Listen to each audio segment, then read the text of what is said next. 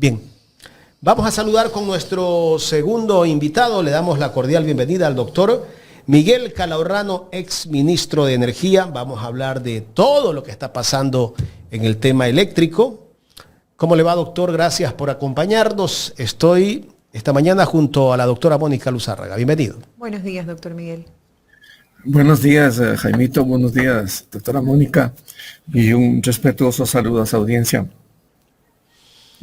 Hay un ofrecimiento, buenos días, doctor. Hay un ofrecimiento formal, una nueva oferta que dice: no vamos a tener apagones. ¿Cuál es la realidad hoy 10 de julio, de la situación eléctrica del país? Mire, es una buena pregunta, sin embargo, yo no voy a responder con sí o no. La señora ministra ha respondido ya diciendo no va a haber apagones. Y yo tengo la certeza que no se lo cree ni ella misma. Pero lo que yo sí puedo decir es que existe en este mismo momento un elevado riesgo para que hayan apagones el segundo semestre de este año. ¿Por qué digo yo esto? Primero, el presidente Noboa está ya, me parece que 20 meses, un año, 8 meses en el poder. Y hasta el día de hoy no ha instalado un solo megavatio de energía nueva.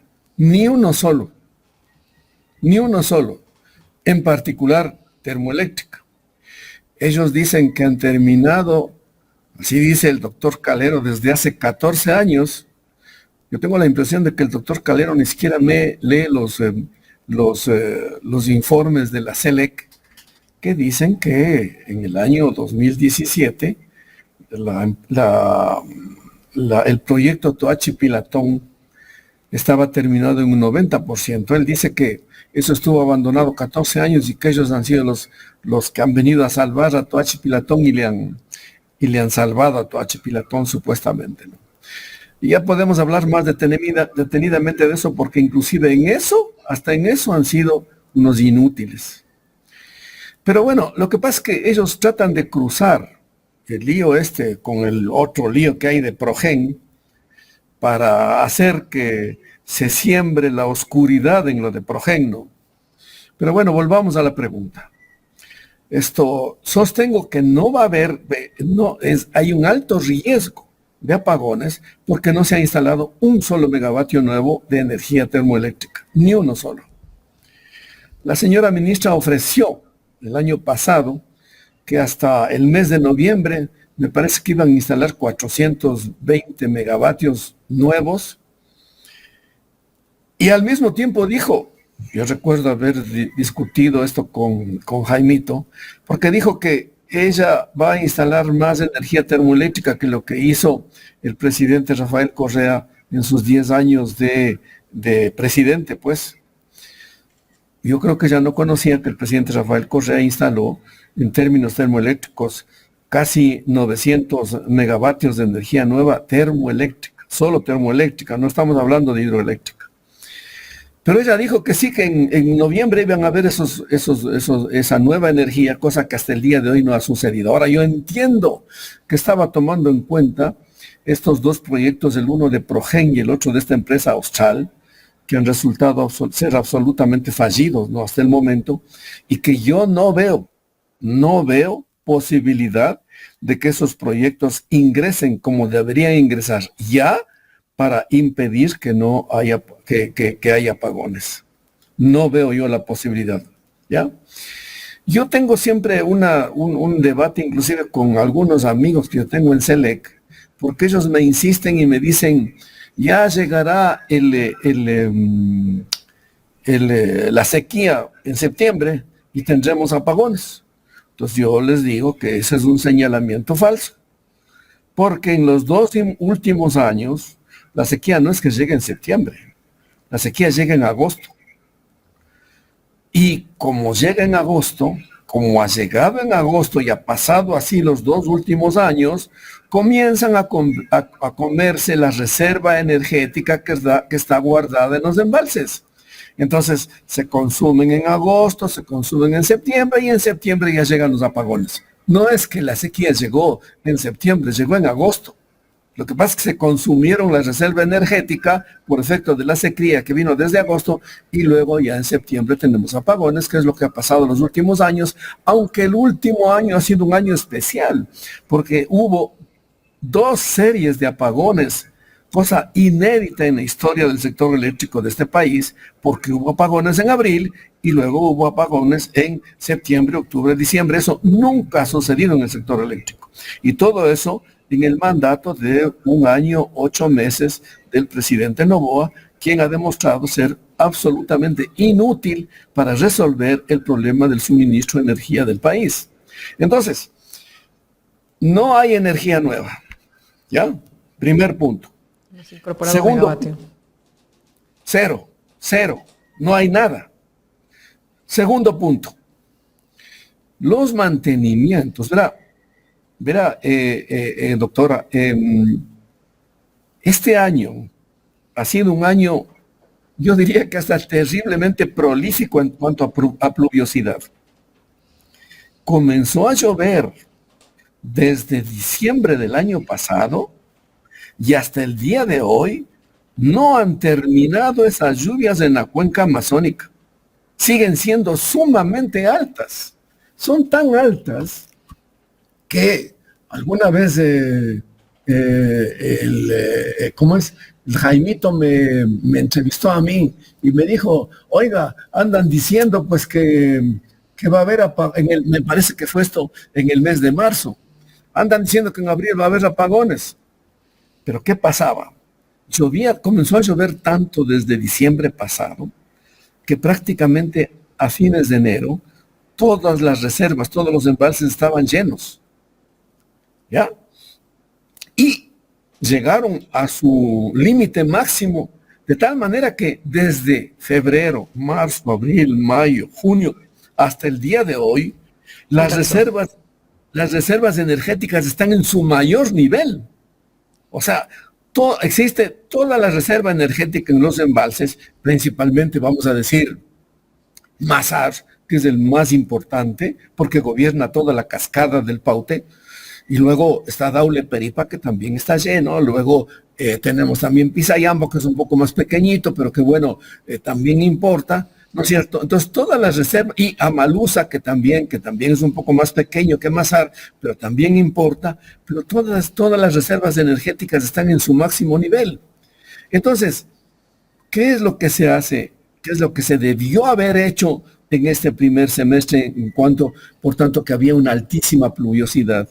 Se debió haber hecho el mantenimiento de las centrales térmicas. Pero eso es un misterio. ¿Ya? Por ejemplo, verá, en Coca-Cola Sinclair, perdón, esto es referido a lo hidroeléctrico, pero en Coca-Cola Sinclair había que cambiar 8 válvulas esféricas. Para que me entiendan quienes me están escuchando, la válvula es un dispositivo que abre, cierra, permite el paso del agua o no. Es como tener la llave de agua que tenemos en el lavabo. Se abre y se cierra. Entonces, las válvulas esféricas son 8 en Coca-Cola Sinclair porque son 2 túneles de presión. Cada túnel tiene 4 distribuidores que van a enviar el agua a las 8 turbinas de 4 en 4 y por lo tanto hay 8 válvulas esféricas. Entonces, el reemplazo de esas válvulas esféricas que estaban aquí desde hace rato y que ya debieron haberse instalado estaba programado para el mes de abril, pero no se hizo. Se está haciendo recién ahora. Por eso es que hace pocos días entraron en sustos porque la mitad de Coca-Cola Sinclair estaba fuera de servicio por el reemplazo de las válvulas esféricas y llovió, como se espera siempre en el mes de julio, de una manera tan brutal en la cuenca del río Coca. Llovió tanto que esas lluvias vienen trayendo de todo. Traen troncos, árboles, mucho lodo, mucho sedimento, piedras, animales muertos.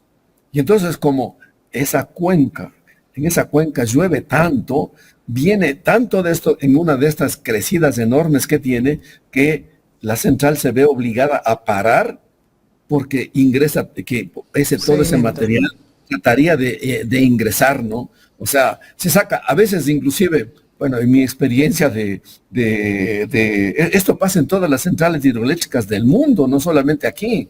Hay algunos que se admiran de escuchar esto, pero no, esto es parte del oficio del ingeniero que trabaja con una central hidroeléctrica.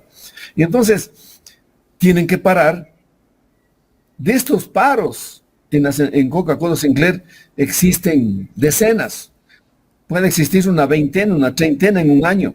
Entonces, a veces paran mediodía, a veces un día, a veces paran 2 días, dependiendo de la fuerza y de la cantidad de materiales que hayan llegado a la central. Entonces paran, y en la última ocasión pararon 3 días. Entonces, claro, si no hay el 25% de la energía que genera Coca-Cola Sinclair, una cuarta parte de lo que consume el país, entonces el país comienza a temblar porque es un suministro muy importante.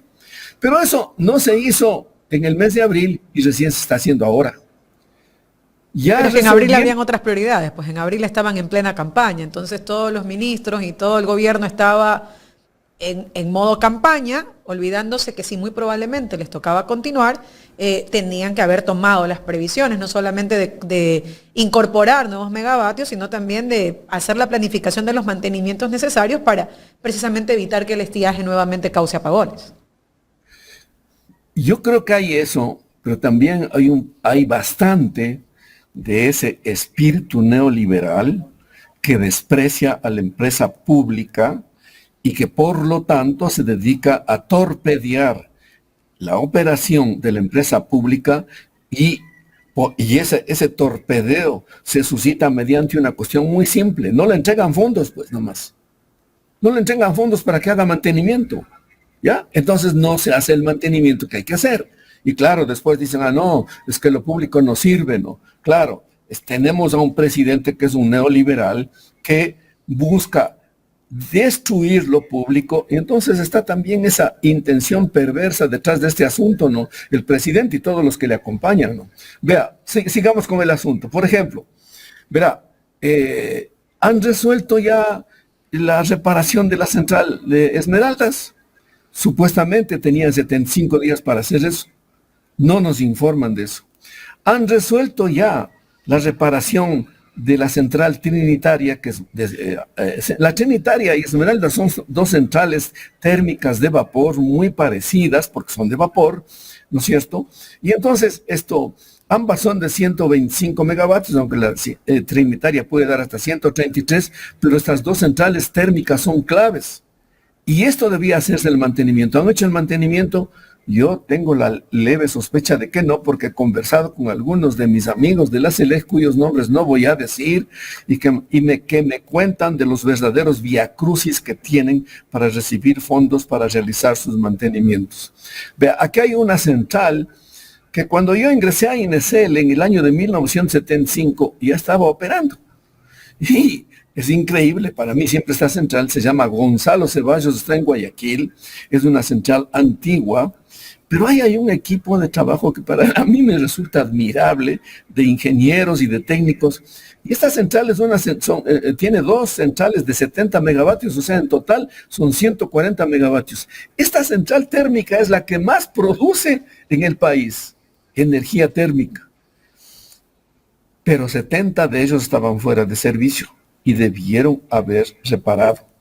Ya me voy a enterar a través de mis amigos guayaquileños, porque estoy seguro que ellos me van a contar si arreglaron o no arreglaron la central térmica Gonzalo Ceballos, que es de capital importancia, porque digo que esta central térmica es la que más produce. Entonces, para responder nuevamente a la pregunta, segundo factor. Aquí voy a decir otra cosa, verá. La línea de transmisión de 500 kilovoltios. No hacen mantenimiento. ¿Cuál es esta línea? Es una línea de suma importancia para el país. Es la línea que sale de Coca-Cola Sinclair y que suministra y que pasa por 12 provincias del país, pero que suministra su energía fundamentalmente a las provincias de Pichincha y Guayas. Hay que saber que Pichincha y Guayas consumen por lo menos el 50% de la energía que consume el país.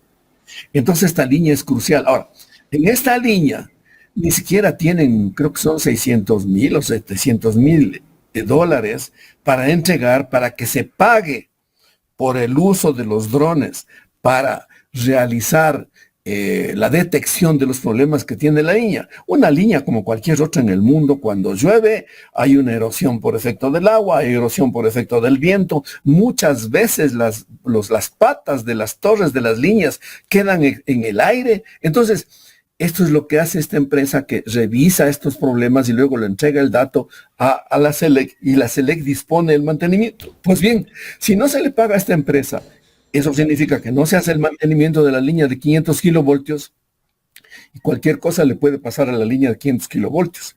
Aparte de que no sé, no tengo certeza, porque claro, en esto ellos guardan en reserva sobre si habrán hecho el cambio de los transformadores que tenían que hacer en varias de las subestaciones más importantes de Guayaquil, porque esos transformadores, esas subestaciones estaban sobrecargadas y por eso es que se suscitaban problemas a cada momento en Guayaquil. Pero en resumen, los problemas de mantenimiento no solamente ahora han estado en las centrales de generación, ¿no?, térmica, sino también en la transmisión. Y por eso también hay problemas de apagones. Entonces, en resumen, 2 puntos. 1, nada de energía nueva. 2, no preocupación rigurosa sobre el mantenimiento que tenía que haberse hecho en este primer semestre, que ha habido bastante agua, ¿ya?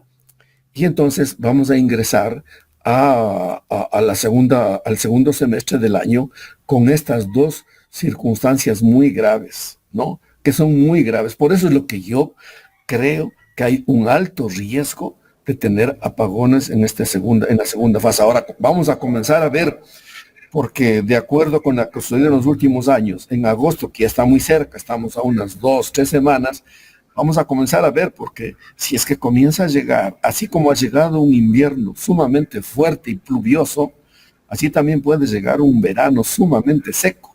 Y si llega un verano sumamente seco, entonces la circunstancia se agrava más todavía. El año pasado la justificación era que había tenido muy poco tiempo. La justificación, a veces hasta absurda, fue, pero es que no llueve y el presidente no puede hacer llover.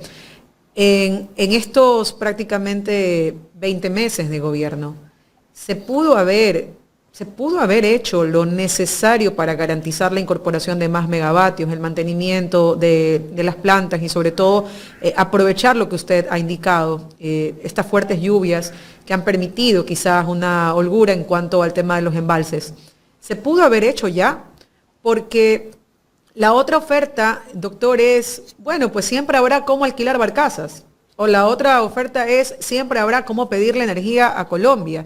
Pero esto pone en la posición al Ecuador de siempre estar comprando, pero no invirtiendo en obras a largo plazo. Por supuesto que sí. Por supuesto que en 20 meses se puede contratar e instalar y poner en operación nuevas centrales térmicas. Por supuesto que se pudo haber hecho. Pero eso no se hizo. Eso no se hizo. Ahora, usted ve, por ejemplo, el lío de Progen, ¿no? O sea, es un lío que demuestra pues la torpeza con la que maneja el gobierno este asunto de los contratos, ¿no? Fíjese usted que debió... ¿Es mala fe o desconocimiento? Yo creo que hay de las dos cosas, ¿no?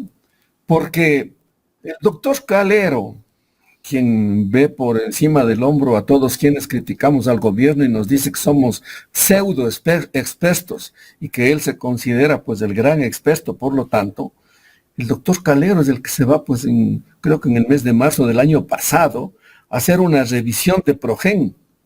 No se necesita tener doctorado, masterado, para darse cuenta que una empresa es o no es fabricante. Eso no se necesita porque simplemente se va al sitio donde está la empresa y le dice, vea, muéstrame cuál es su fábrica, pues. Y uno se puede ver la fábrica. Pues. Una oficina en un contenedor. Resulta ser que Progen no era fabricante, sino un comerciante. Y resulta ser que el comerciante, antes de firmar el contrato, ellos sabían que era un comerciante. Y además de eso, un comerciante de medio pelo, pues. Porque hoy día, supuestamente está demostrado que los equipos que vendieron eran equipos reutilizados, que tenían ya 10 años de fabricación y que se les había reutilizado. ¿Ya? Entonces, esto, ¿puede Progen ingresar, o lo que queda de Progen con ese lío? Ahora hay un lío jurídico, pues, ¿no es cierto? Que está bajo un arbitraje y todo esto. Yo no estoy de acuerdo con quienes ese dicen... arbitraje que la semana pasada salió un segundo arbitraje acá en el Ecuador. Ese no es el arbitraje internacional que se viene, ¿verdad? No.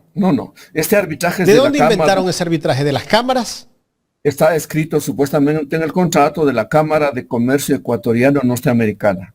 O sea, sacaron este arbitraje para decir, bueno, ya arreglamos el problema de Progen, ¿no? Pero Bueno, seguro de aquí se viene el arbitraje internacional. Sí, pero, a ver, tengo entendido que ese arbitraje estaba acordado dentro del contrato con Progen, el arbitraje de la Cámara de Comercio Ecuatoriano Norteamericana, ¿no? Entonces, claro, están recurriendo a lo que decía el contrato. Pero de ahí viene otra instancia, que es el internacional, tengo entendido. Claro. Pero supongamos que esto se arregla este mes, que sería un milagro, ¿no? Supongamos. Y supongamos que esto le da la facultad a la SELEC de ingresar a coger los equipos y comenzar por ella misma o con la contratación de otra empresa, qué sé yo, para utilizar esos mismos equipos. Doctor, No ¿y cómo alcanzamos. van a hacer si no tienen los transformadores esos equipos? Ese es otro problema, porque el contrato reza que no solamente es el doctor Calero, que ahí le he visto en la audiencia que se dio en la Comisión de Fiscalización, porque algunos asambleístas hablaban de motores, y entonces él se pone a dar una lección diciendo, no son motores, son grupos, como que inventa el agua tibia. O sea, cualquier ingeniero que trabaja en esto. ¿Qué viene a ser finalmente eso? Que puede referirse como motores, sabe que se está refiriendo al grupo de motor de combustión interna que mueve un eje, ese eje se conecta a un generador y el generador genera la electricidad. Entonces estamos hablando del grupo motor generador y muchos les dicen motores simplemente y otros le dicen grupo y otros le dicen grupo motor generador. Eso es una tontería, ¿va? Y entonces, esa es una manera para distraer a la gente nada más, ¿no? claro, para supuestamente dar lecciones, cuando a quien tenía que haber dado lecciones era la empresa contratista. A ellos. Ahora, ese contrato reza que no solamente ellos venden el grupo, sino también venden todo lo que constituye la subestación para la evacuación de la energía. Y eso supone toda la subestación con todos sus elementos, con toda la bahía y por supuesto el transformador. Ahora, un transformador de esa capacidad, estamos hablando en un caso de 100 megavatios de capacidad instalada, en el otro caso de 50 megavatios. Un transformador, vamos a decir, de 125 MVA o de 75 MVA, no es que usted sale y como ir a comprar papas en el mercado mayorista y compra, no, eso no es así. O sea, son transformadores que muchas veces toca ponerse a la cola de los fabricantes para comprarlos. Entonces yo veo con mucha dificultad que esos transformadores y todos los dispositivos de la subestación puedan estar aquí, porque hay mucha gente que dice, bueno, pues ya, o sea, lo que importa es la dignidad del país. Yo con eso no estoy de acuerdo.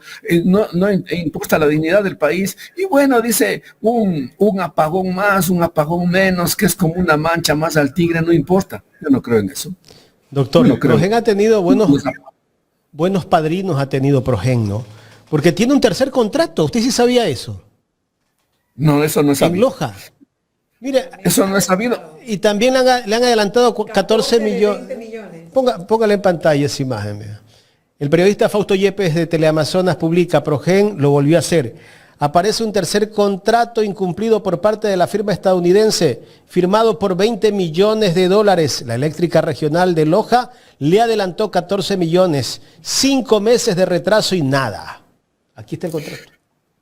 Es que aquí hay la sensación, o bueno, hay el chisme, más bien dicho, que yo he escuchado a mis amigos de la SELEC, quien ha intervenido dolosamente, vamos, no sé, esto yo no tengo una certeza ni conocimiento, pero quien ha intervenido es alias Ñoño. Alias Ñoño, que fue ministro y luego salió y fue a Colombia, él interviene detrás de los contratos de Progen y es el que está promoviendo este tipo de cosas con Progen, pues no. Entonces, esto es muy grave. Ahora, deberíamos, antes de nada, técnicamente yo pienso que no es posible que entren esos equipos en operación, ni así tuviésemos una decisión para fin de este mes, en unos 3, 4, 5 meses. O sea, cuando ya las lluvias volverán, si es que hay sequía, en este segundo semestre. Entonces, no los tendremos para enfrentar la sequía. Y esto es lo que yo sostengo que incrementa el riesgo de apagones y le hace un alto riesgo de apagones para el país, lo cual para mí es una gravísima irresponsabilidad, porque yo decía que no creo que es una mancha más al tigre, un apagón más, no es así. Las pérdidas que causa esto para el país en términos de la dinamización de la economía, de la pérdida de empleos, de las pérdidas propiamente dichas a las empresas medianas y grandes, es sumamente grave, ¿no? Entonces, esta es la realidad a la que estamos enfrentándonos, ¿no? Esta es la realidad. Pero hay quienes nos piden ser resilientes, al mal tiempo buena cara. Siempre habrá una manera de solucionar las cosas, porque claro, ¿no? En esa previsión lo que se pide es que el ecuatoriano asuma, tolere y soporte la mediocridad que muy probablemente va a volver a paliarnos en el tema de los apagones, que ya lo sufrimos, que ya causó pérdidas millonarias y que sin embargo pues ya vemos que no hay ningún tipo de gestión. Y nace la otra gran noticia que ha dado la canciller Sommerfeld, y es que Coca-Cola Sinclair muy probablemente va a pasar a manos privadas, y en este caso nada más y nada menos que a una empresa china, y ese es el gran logro obtenido por el gobierno de Daniel Noboa en su última gira. Con gusto, doctora Mónica, pero verá, yo quiero referirme a lo que usted acaba de decir en forma muy precisa, ¿no es cierto? Y es que ¿quiénes son esos que dicen, sí, una mancha más al tigre, ya bueno, ya pasa, ¿no? ¿Quiénes son? Pues los tales medios de comunicación convencionales que están controlados por la oligarquía quiteña y guayaquileña. La fiscalía, que a mí me asombra, aquí detrás del lío de Progen podría existir inclusive un delito penal que amerita que la fiscalía ingrese de oficio. O sea, a mí me asombra cómo es que la fiscalía se le paran los pelos por haber construido un parque luego del terremoto en Manabí, y de allí saca responsabilidades penales y frente a esto no hace nada. Eso me llama a mí severamente la atención. Y luego la Contraloría, para analizar el proceso de administración, ¿cómo es que no ingresa la Contraloría? Entonces, todos estos quienes se hacen de la vista gorda son los que me estoy refiriendo, y que me parece sumamente raro, ¿no? Que deberían entrar a sancionar. Por supuesto que aquí hay una empresa que es la empresa, en este caso Progen, y luego también está, me parece que Austral se llama la otra empresa. Austral, recuerde usted, Jaimito, que cuando yo le conversaba de esta empresa que nos manda generadores de 50 hercios que no nos van a servir, que tienen el mismo lío. O sea, no nos sirven en el país porque nosotros tenemos 60 hercios y esa es la frecuencia. Ahora, a mí yo sigo insistiendo, me llama la atención con la forma como manejan estos supuestos sabios de la SELEC, de estos asuntos que... O sea, estas cosas casi siempre se hacen de tal manera que dentro del proceso, que es un proceso muy complejo, se envían pues técnicos a las fábricas, se envían técnicos a que hagan revisiones in situ y para que vean si es que los equipos corresponden con las especificaciones técnicas que se establecieron en tal o cual contrato. ¿Y cómo es posible que no se den cuenta que tienen generadores de 50 hercios? ¿Cómo es posible que no se den cuenta que son generadores que son de 10 años atrás en el caso de Progen? Entonces esto ya realmente me parece el colmo, ¿no? Es de la inutilidad absoluta que yo creo que sigue la misma línea del presidente Noboa, ¿no? Ahora, para ir a lo otro, lo de Coca-Cola Sinclair. A mí eso de Coca-Cola Sinclair me llama severamente la atención. O sea, ¿a ustedes no les parece raro que la empresa china va a hacer operación y mantenimiento? O sea, si es que viene una empresa a hacer operación y mantenimiento, a mí me surgen 3 inquietudes.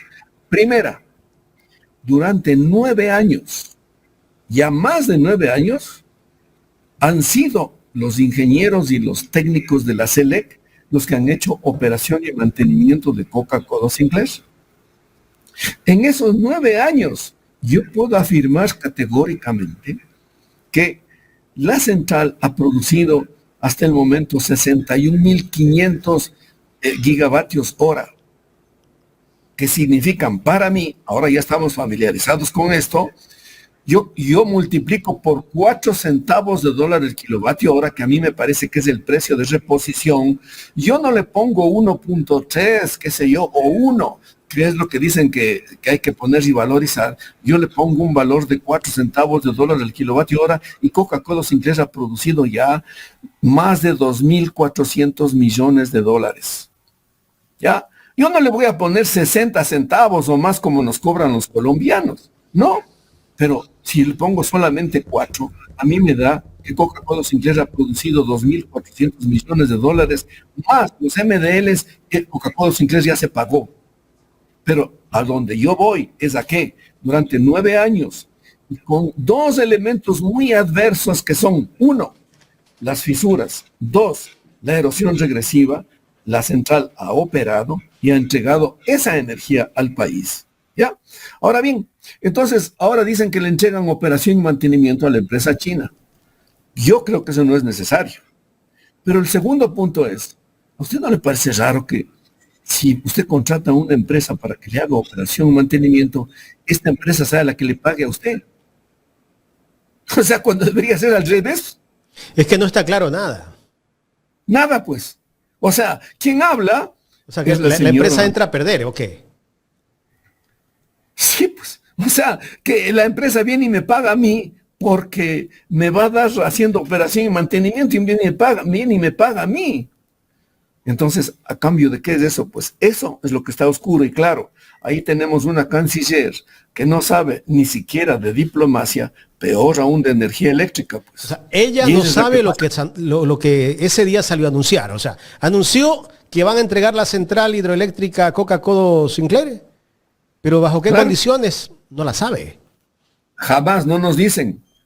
Y luego dice, esto ya explicará la ministra de Energía. Peor todavía, pues, si hemos visto que la ministra de Energía no sabe absolutamente nada de energía eléctrica. Entiendo que es una profesional ambientalista y que sabrá de su profesión, por supuesto, pero ella no sabe de ingeniería eléctrica. O si le ponen al doctor Calero, quien nos ha demostrado que es un inútil, no solamente para contratar energía nueva, que es lo que debió haber hecho, además de que el gobierno le entrega, en el caso de Progen, 100 millones de dólares, pues. O sea, ¿qué pasa, pues? O sea, si el doctor Calero estaría en una empresa privada, él puede hacer lo que le da la gana. Pero aquí estamos hablando de dinero público, pues, de dinero que es de todos los ecuatorianos, 100 millones de dólares, pues. Y estamos hablando de afectaciones a un servicio público, que es el que determina la Constitución, con el cual no se puede jugar, pues.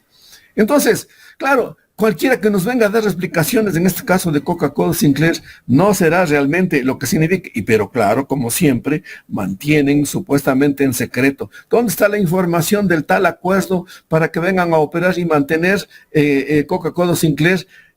entregándonos 400 millones de dólares, no se sabe, porque lo mantienen supuestamente en reserva, ¿no? Qué terrible, ¿no? ¿Les alcanza el tiempo para contratar nueva energía en los próximos 2 meses casi? ¿Les alcanza el tiempo, doctor? ¿Qué va a pasar si se viene el estiaje, como usted dice, en agosto?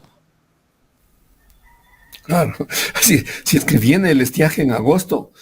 Mire, yo le voy a decir una cosa, verá. Yo ingresé a trabajar en el sector eléctrico con el presidente Rafael Correa en noviembre del 2009, en plena crisis. La crisis ya estaba desatada. Ya estábamos con apagones. Y se contrató a una empresa que había instalado unos motores, ahí sí, motores propiamente dichos, para succionar el agua de la inundación que se había provocado en New Orleans. ¿Ya? General Electric. Y se compraron los mismos motores y se los acopló, por supuesto, un generador. Cada grupo era de 20 megavatios, se contrataron 5. ¿Sabe qué? Esos 5 los instalamos en un mes. En un mes. Ahora, a decir verdad, la empresa que instaló estos grupos de 20 megavatios, ahora esos grupos de 20 megavatios están en Machala. Se los llevaron a Machala, se los pasaron a Machala. Antes estaban ahí en Salichal. ¿Ya? Pero quiero yo decir que... No, pues porque no hay gas, supuestamente. Y eso es otro de los líos que tiene la señora ministra, que se hace líos con eso, ¿no?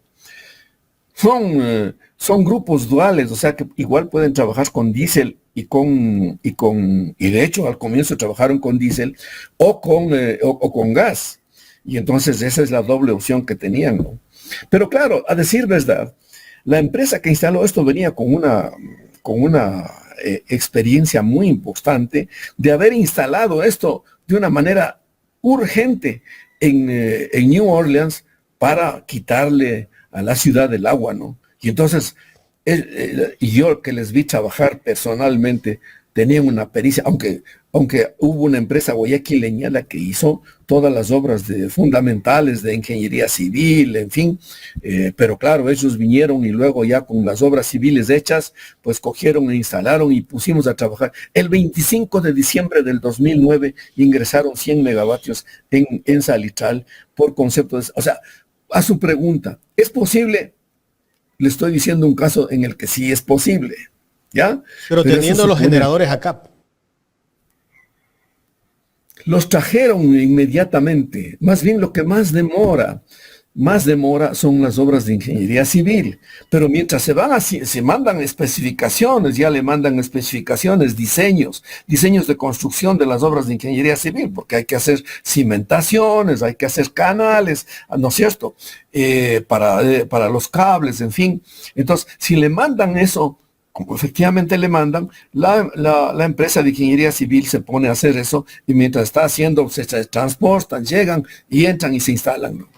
Es posible, sí es posible, pero obviamente supone actuar con mucha pericia, con gente.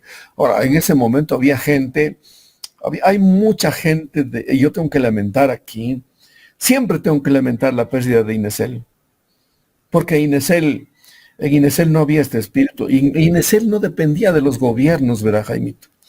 En Inesel había un espíritu interior para la solución de los problemas realmente profesional. No quiero yo decir que no había Tenía otras autonomía cosas. Inesel.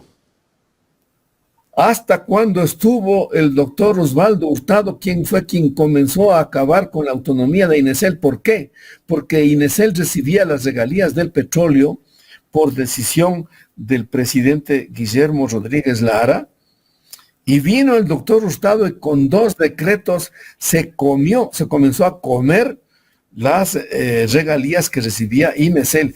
Y esas regalías le sirvieron a Inesel de mucho, porque ya en primer lugar le vuelve un sujeto de crédito, pues. En segundo lugar contaba con dinero y por eso se pudieron hacer todas las obras del Sistema Nacional Interconectado que se podían hacer. Y además yo quiero insistir, en Inesel habíamos más o menos 1.700 ingenieros de todas las especialidades, ¿ya? Y entonces había un espíritu profesional de trabajo, un espíritu de honestidad en el trabajo, ¿ya? Y entonces, que yo no sé, pero tengo la sensación de que un poco como que se ha perdido eso. Pero quiero yo decir que a ese año habían todavía muchos ingenieros de Inesel, algunos de ellos todavía vivían, muchos ya han muerto lamentablemente, ¿no es cierto? Y entonces ahora pues hay ingenieros nuevos. Y no sé, pues, o sea, habría que ver cómo trabajan Doctor, esos ingenieros. en ese tiempo había el Plan Nacional de Electrificación, ¿no? Que finalmente ese plan lo terminó casi que de completar el expresidente Rafael Correa. De allí para acá, en vez de, por lo menos, darle mantenimiento a todos los generadores que existen en cuanto a termoeléctricas, no se ha cumplido. En hidroeléctrica, casi que poco se hizo. Recién este gobierno terminó de concluir Toachi Pilatón, que finalmente el señor Calero decía que en la comisión de la asamblea, donde tuvo que ir a dar cuentas, decía que solo el 10% de Toachi Pilatón era lo que había avanzado el gobierno de Rafael Correa. Es lo que yo creo, para empezar por lo último, que el doctor Calero ni siquiera lee los informes de su propia SELEC, pues, porque la SELEC en el año 2017 ya decía que Toachi Pilatón estaba terminado en un 90%, pues. Entonces él debería decirles a los señores de la SELEC. ¿En qué año publicó 2017. Eso? 2017. Claro, 2017. Entonces él debería decirles a sus súbditos de la SELEC que borren eso, que según él es del 10%. Pues, y no sé si puedan borrar porque es absurdo lo que él está diciendo. Pero vamos a lo otro, ¿no? Pero sí sabe, doctor, que todo eso le hacen creer a la gente, como tienen la fuerza para posicionar esas mentiras en los medios de comunicación, en las redes sociales, pues la gente se come ese cuento. Mire lo que están sacando ahora en el tema de el aumento a la edad de jubilación que se hizo para los empleados públicos. Dicen que fue un error, cuando eso lo aprobaron, pues, en esa nueva ley, pues. Eso hacen y la gente se come ese cuento. Los medios divulgan, fue un error, dicen. Y todo el mundo está creyendo que fue un error. Bueno, antes de pasar a ese tema, sí me gusta hablar del Plan Maestro de Electrificación. Fue Inesel quien implantó la buena costumbre del Plan Maestro de Electrificación. Inesel tenía una unidad de planificación que era una excelente unidad. Habían ingenieros muy preparados en esa unidad de planificación y ellos eran los que preparaban el Plan Maestro de Electrificación, ¿no es cierto? Y ellos eran los que evaluaban el cumplimiento del Plan Maestro de Electrificación y que lo hacían en forma muy rigurosa. Inesel siempre buscó cumplir el Plan Maestro de Electrificación, no siempre lo logró. Lo logró en parte, ¿no es cierto? Por ejemplo, el Plan Maestro, empezamos Paute Molino tenía 500 megavatios, ¿no? Entonces había que aumentar 500 más. Y eso le decía el plan. Hasta que lo logramos, se logró ampliar a 500 más. Entonces ya se hizo de 1000. Y luego se aumentó 100 más. Por eso es que Molino actualmente tiene 1100 megavatios. Y a propósito de Molino, y entre paréntesis, yo quiero decir que si Coca-Cola Sinclair ha producido en 9 años 61.500 gigavatios hora, Paute Molino en 42 años ha producido 183.500 gigavatios hora. O sea, una central que actualmente es de 1.100 megavatios, en 42 años ha producido el triple de lo que Coca-Cola Sinclair ha producido en 9 años, ¿no? Entonces, esa es la realidad de Paute Molino y de Coca-Cola Sinclair. Ahora, sí, o sea, el plan maestro se buscaba cumplir hasta que Inesel comenzó a trabillar por efecto uno de estos dos decretos del presidente Hurtado y luego de otro más que sacó el presidente León Febres Cordero, que prácticamente le mutilaron a Inesel. Desde ese entonces Inesel ya no tenía financiamiento, ya no tenía norte, ya no podía cumplir con los planes maestros que elaboraba y entonces se volvió pues un verdadero calvario, ¿no? Claro, estaban preparando todo para la privatización que salió con la ley de 1996. Pero luego, cuando viene el presidente Correa, se hace un plan maestro y ese plan maestro sí se cumplió, pues. Sí que se cumplió, ¿ya? Después de eso, cuando ya coge el señor Moreno, el presidente Moreno, la jefatura del país, pues ese plan maestro ha pasado a ser lo que decimos vulgarmente un saludo a la bandera. No se cumple, no se cumple. Está ahí escrito, pero no se cumple. Ni el presidente Moreno, ni el presidente Lasso, ni el presidente Noboa, que también el año pasado hizo una serie de modificaciones al plan maestro de electrificación, han cumplido con lo que dice el plan maestro de electrificación, porque el plan maestro sí recoge los señalamientos repetidos que ha hecho el SENACE diciendo, señores, el país necesita cada año 400 megavatios nuevos. Entonces, claro, o sea, estamos diciendo que en un año, 8 meses, yo digo un año, 8 meses porque estoy contando desde el 23 de noviembre del año 2003, en un año, 8 meses que está el presidente Noboa, no ha puesto un solo megavatio nuevo. Entonces está incumpliendo el plan maestro, pues. Así de simple. Bueno, el plan maestro se atribuyen Toachi Pilatón, pues. Ah, sí. Pero vea, además de eso, dice una cosa que, o sea, a mí me resulta hasta chistoso oírle al doctor Calero, ¿no? Dice, no, dice ahí nosotros implementamos una estrategia, que es la estrategia por la cual mientras se hacían las obras civiles, nosotros hacíamos también hacíamos las obras electromecánicas para ahorrar tiempo. Vaya que descubrió el agua tibia, pues. Claro, o sea, porque verá, discúlpeme, pero yo trabajé en Inesel en la dirección de ingeniería y construcción. O sea, yo trabajé en construcción, ¿ya? Durante 25 años, ¿ya? Y eso, cuando yo llegué a Inesel, eso hacíamos en Pisayambo, o sea, hace 50 años. O sea, mientras seguían trabajando los túneles. Lo primero que se hacía, hay que saber que el 80% del trabajo que se hace en una central hidroeléctrica es obra de ingeniería civil y el 20% es obra de ingeniería electromecánica en términos gruesos. O sea, el grueso, el 80% del trabajo de una central hidroeléctrica es de ingeniería civil. Entonces uno tiene que tener una estrategia para enfrentar la ingeniería civil, pues. Entonces dice, me dedico a hacer los túneles, pero abro otro frente para hacer la casa de máquinas. Y trato de terminar la casa de máquinas y toda la explanada de dentro o de afuera para colocar la subestación. Y entonces, con esa estrategia se trabajan las obras civiles para que todo esté listo lo más pronto posible. Y entonces entro a hacer las obras electromecánicas, donde a lo mejor sigo haciendo todavía los túneles, sigo haciendo las represas, las obras civiles, pero al mismo tiempo ya hago pues las obras electromecánicas. Y aquí el doctor Calero se viene a inventar el agua tibia y dice, no, es que en Toachi Pilatón nosotros hemos articulado esto y por eso es que terminamos pronto.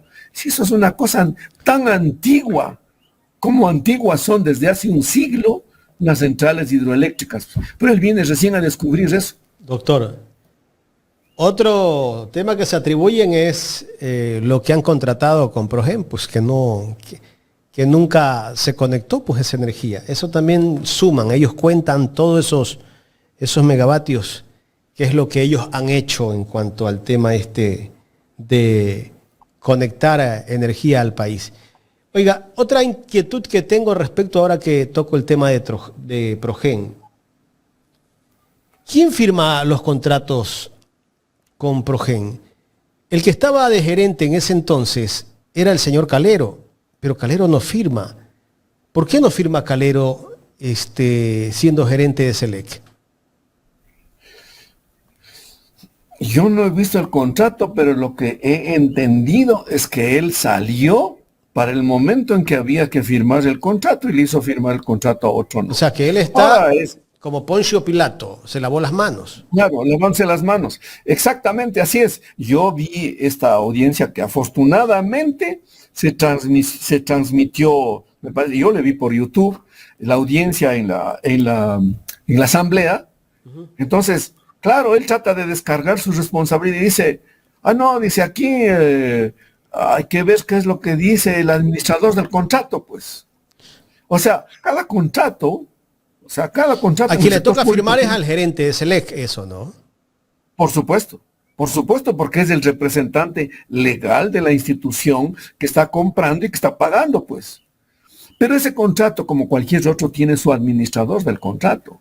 Y el administrador del contrato lo que tiene que hacer es usar el contrato, vigilar que se aplica el contrato y administrar todo lo que corresponde a la realización de las obras según el contrato. Entonces él trata de tirarle la responsabilidad al administrador del contrato cuando el administrador del contrato es un administrador más.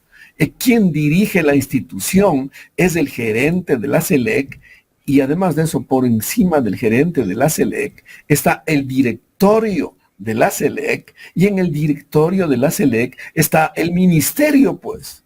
Y entonces, el ministerio es finalmente el responsable. Tanto es así que yo he escuchado que el presidente del directorio de la Selec es el presidente Noboa, pues, y que él inclusive ha asistido a uno o dos directorios de la Selec y que ha hecho una serie de disposiciones. O sea, lo que yo quiero decir aquí, que quién es el responsable de todas estas barbaridades es directamente el presidente de la República, pues, ¿no?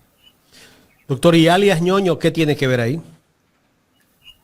El chisme consiste en decir que alias Ñoño es el que estuvo presionando y haciendo para que salga Progen. O sea, para que le den el contrato a Progen. Sí. Y que es de lo que hemos visto en lo que ha terminado Progen, pues, ¿no? O sea, esto es claramente un desfalco al Estado, pues, ¿no? Esto debe ser sancionado penalmente, pues no. Esta empresa también tiene que ser sancionada penalmente porque eso es una acción de desfalco que es objeto de una sentencia penal. 3 contratos ha tenido no solo la empresa, sino los funcionarios que también han estado con eso, pues. Terrible. Me dice Gerardo Torres que en Samanes, acá en Guayaquil, se ha ido la luz. Hay lugares donde se está yendo la luz. ¿Por qué? Porque el anillo que está cerca de Guayaquil, y eso un poco comienza a comprobarse lo que yo vengo sosteniendo, que no hacen el mantenimiento adecuado. Desde hace rato, desde hace años, ese anillo tiene unas subestaciones con transformadores que están sobresaturados, ¿ya? Y entonces no se han dado el trabajito de hacer la reparación y el mantenimiento de esos transformadores. Conozco yo que ya tenían los transformadores desde hace rato y que simplemente no se han preocupado de coger y cambiarlos. Pero bueno, o sea, como todo esto es un misterio, porque todo esto supuestamente se guarda en reserva, pues está tal como está, ¿no? Ya en la recta final de esta entrevista, doctor, ¿cuál es la realidad de Coca-Cola? Porque nos venden la idea de que está mal construida, que tiene problemas, y han posicionado ese mensaje. Los medios de comunicación, ayer me parece que le dieron como bombo en fiesta, que tiene más de 17.000 fisuras, que tiene problemas, y que lo mejor que está haciendo el presidente de la República es entregársela a la empresa china, Power China creo que se llama. ¿Cuál es la realidad? A ver, verá, hay dos problemas gruesos. Hay un tercero también. Comencemos por las fisuras. Hay responsabilidad en las fisuras de la empresa china que instaló la central, porque desde sus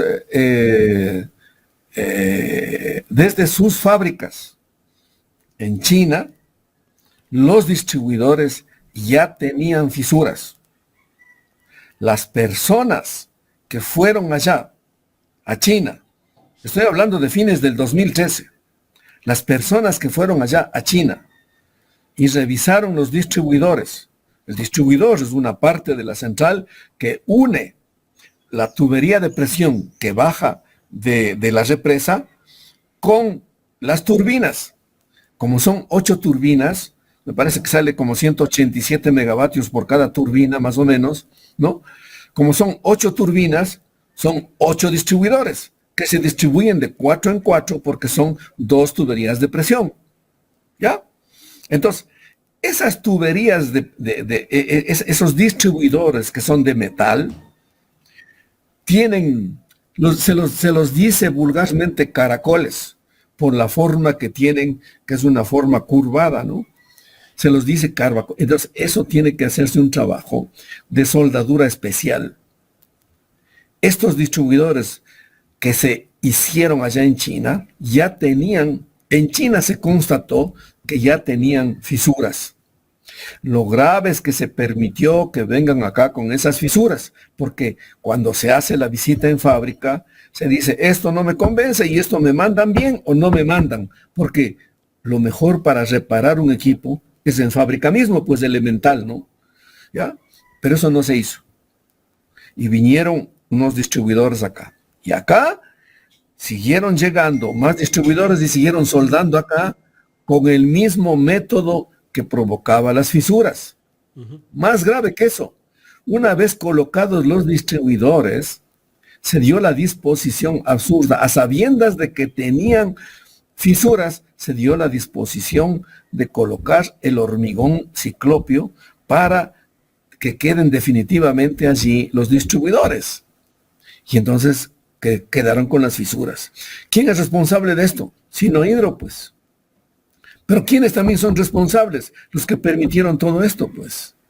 Está muy fácil darse cuenta. ¿Quiénes son los que permitieron?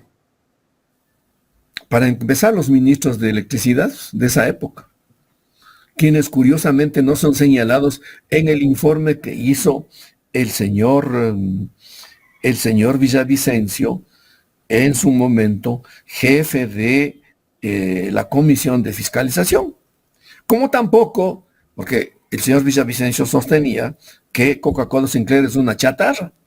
A mí me llamaron una ocasión a la Comisión de Fiscalización y yo le dije que yo no estoy de acuerdo con ese criterio, que no es ninguna chatarra, pero lo que se tiene que hacer es subsanar los problemas que tiene, como había señalado ya una empresa alemana que fue contratada para hacer una revisión del asunto y como se fue señalada por una comisión de arbitraje. Todo era subsanable.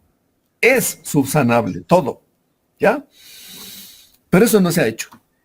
No se ha hecho durante ya 9 años. Ahora, ¿se debió haber hecho? Por supuesto que sí, pues. Hubo una empresa española, me parece que fue, que dijo, aquí para las fisuras se deben poner unas camisas de tungsteno, que costaban entre 30 y 40 millones de dólares, que es el monto de la garantía que tiene Sinohidro con respecto de la central. O sea, lo único que había que hacer es ocupar la garantía y resolver el problema, pues. Pero no se ha hecho eso, pues. No se ha reparado, no se ha hecho. Y yo diría, con la abyecta intención de propiciar la destrucción de la central. ¿Ya? Eso no ha hecho ni el presidente Moreno, ni el presidente Lazo, ni el presidente Noboa. Ninguno de los tres. Segundo, el problema de la erosión regresiva. La erosión regresiva aparece en febrero del 2020. O sea, tiene ya más de 5 años. Para hablar en forma precisa, tiene ya 65 meses. La obra de... Aquí hay una discusión. No conozco yo un geólogo o vulcanólogo o ingeniero civil hidráulico o hidrólogo o algunos de estos profesionales que trabajan muy cercanamente con este tipo de proyectos que sostenga que el volcán Reventador, que tiene según los geólogos, 19.000 años de vida, y que fue el que creó la cascada de San Rafael. Digo que no hay nadie que sostenga que esa cascada se destruyó por efecto de la colocación de la central Coca-Cola Sinclair allí. No hay persona seria que sostenga eso. ¿Ya? Ese es un proceso propio de la cuenca y es un proceso propio del volcán Reventador, que alguna vez arrojó lava sobre ese sitio y creó un arco ahí donde había la garganta esta de la cascada de San Rafael, pero que ese arco debajo no tenía lava, sino tenía lajares que se fueron erosionando hasta que se destruyó. ¿Ya? Eso es un proceso absolutamente natural propio de la cuenca. Y es que hay momentos, como por ejemplo, en este mes de julio, han aparecido caudales del orden de 3.400 metros cúbicos sobre segundo. Esto es una barbaridad de caudal. Para los habitantes de Quito les digo, cuando ustedes le ven al Machángara, están viendo 20 o 30 metros cúbicos sobre segundo. Cuando ustedes le ven en Cuenca, de Santa Ana, de los 4 ríos de Cuenca, cuando ustedes le ven a los ríos de Cuenca, pueden ver, no precisamente en junio o julio, sino cuando los ven en agosto, septiembre, van a ver ríos que tienen 10, 15, 20, que pueden, obviamente, claro que suben a más en junio y julio, ¿ya? O a los habitantes de Guayaquil les digo el río Daule puede bajar a 10, 15 metros sobre segundo, pero cuando llueve en la cuenca del Guayas, puede subir a 1.200, 1.400 metros cúbicos sobre segundo, que es una barbaridad. Pero en ninguna cuenca hay 3.400 metros cúbicos como hay en la cuenca del Coca. Entonces ese fortísimo caudal es el que propició la destrucción de la cascada de San Rafael, y con eso se desestabilizó el río. No tiene nada que ver con la central. Entonces, ¿qué es lo que había que hacer?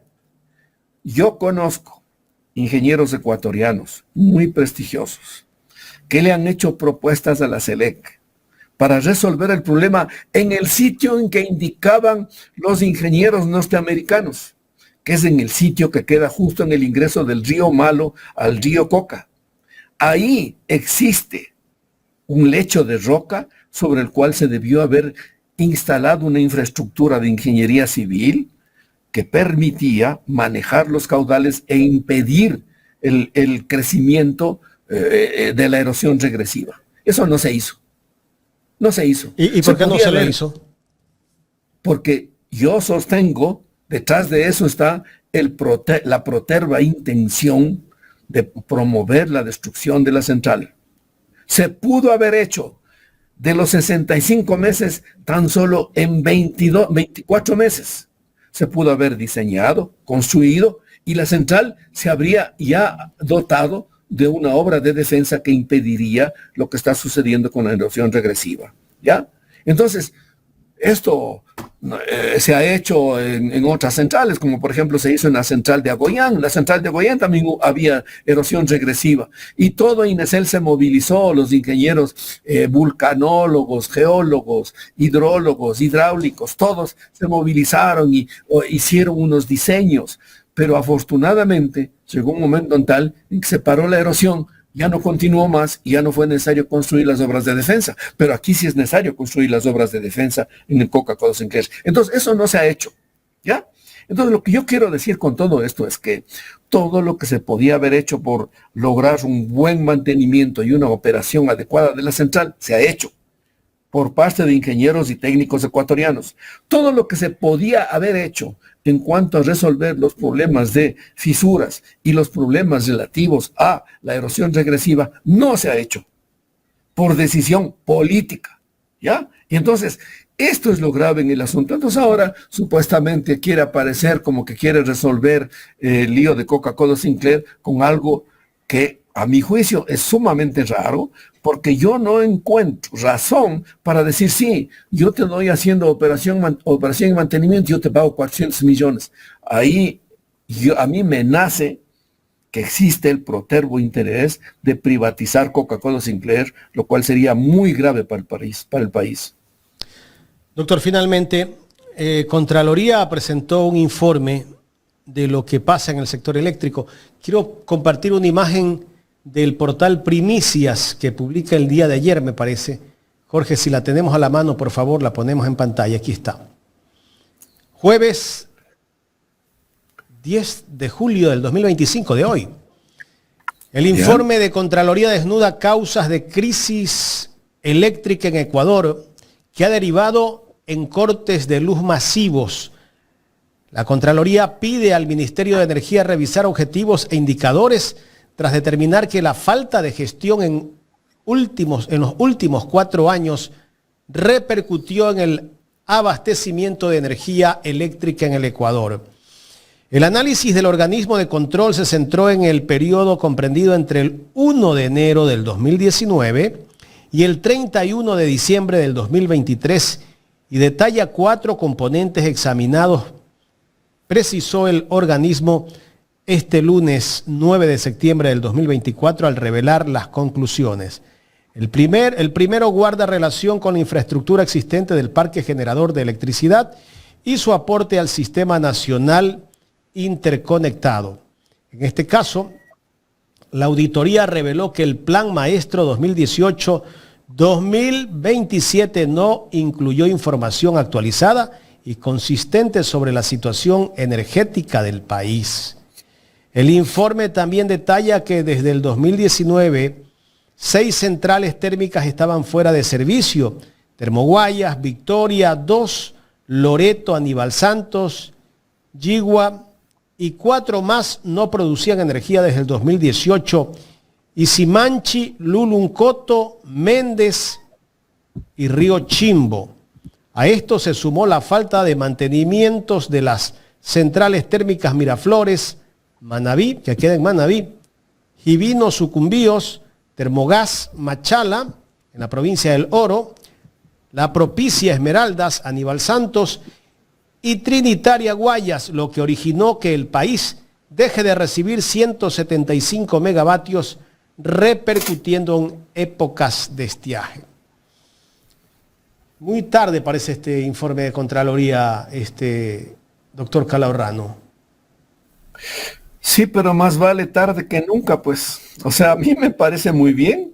Justamente hace pocos minutos estaba yo hablando con la doctora Mónica este asunto de que ya debería ingresar la Contraloría. Yo no he conocido este informe. La Contraloría también tiene un informe que salió como hace unos 3 años, me parece, y que dice que pero no hablan de este gobierno. Hasta el 2023 nomás habla Contraloría. Sí, pues. Vea, la Contraloría sacó un informe que decía que el túnel de Molino tiene que sufrir reparaciones, por lo que en esas reparaciones durante año y medio me parece que no podríamos contar con 750 megavatios, lo cual es gravísimo, ¿no? Eso tampoco se ha hecho, ¿no? ¿Ya? Entonces, ojalá, que con esto quiero decir, voy a revisar ese informe, me parece muy interesante y me parece muy importante. Le voy a pasar la nota que saca Primicias. A mí me gustaría ver el informe de Contraloría, porque los señores de Primicias también se adhieren un poco pues a ese grupo de periodistas de hoy día que se vuelven como pauteros del gobierno y dicen lo que al gobierno le conviene, ¿no?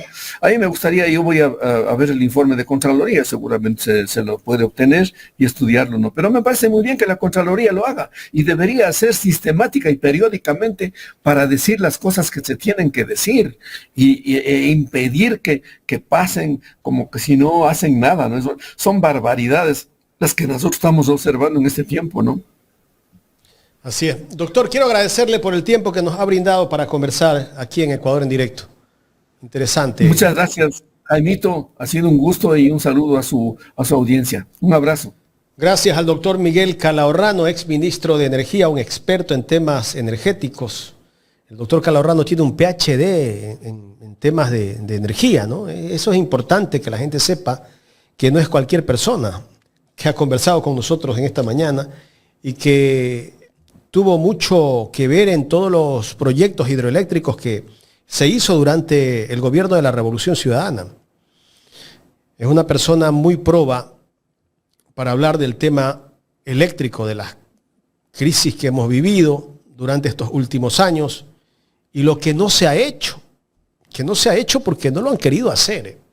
El propósito es que todo se destruya. No hicieron mantenimiento, ¿para qué? Para que vengan las empresas privadas y le vendan energía al Estado. Ahí está el negocio.